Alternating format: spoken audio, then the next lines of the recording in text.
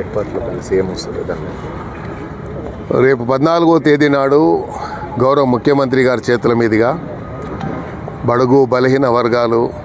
విద్యార్థి సంఘాలు చిరకాల వాంఛ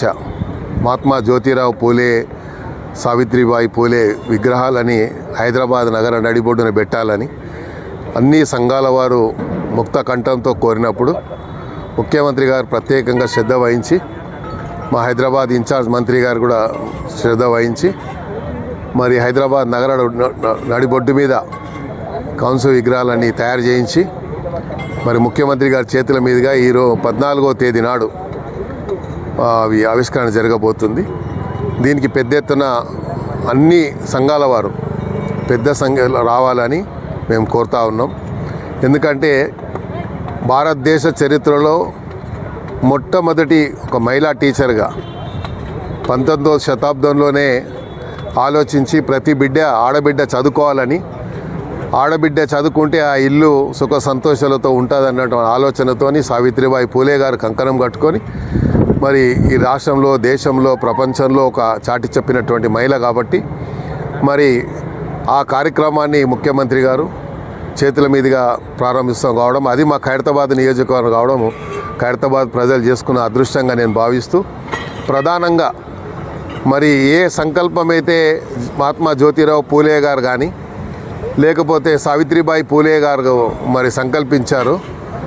దానికి అనుగుణంగా ముఖ్యమంత్రి గారు ఈ రాష్ట్రంలో ఈరోజు వివిధ ప్రాంతాల్లో ఇంటిగ్రేటెడ్ స్కూల్స్ని నిర్మించి విద్యార్థులకు సరైనటువంటి సౌకర్యాలు అందించి విద్యార్థులకు కావాల్సినటువంటి మరి విద్యాబోధనతో పాటు వారు శారీరకంగా ఒక క్రీడా ప్రాంగణం కానీ స్పోర్ట్స్ యాక్టివిటీస్ కానీ ఇవన్నీ కూడా చేసి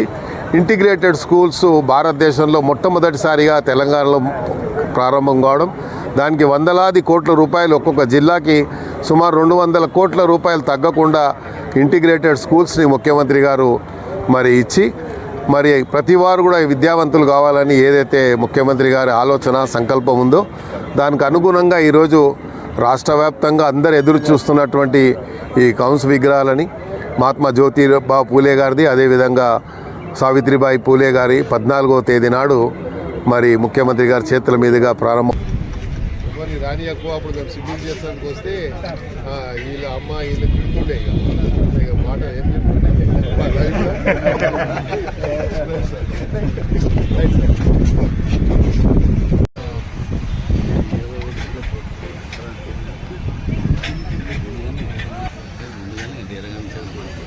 సార్ నమస్తే.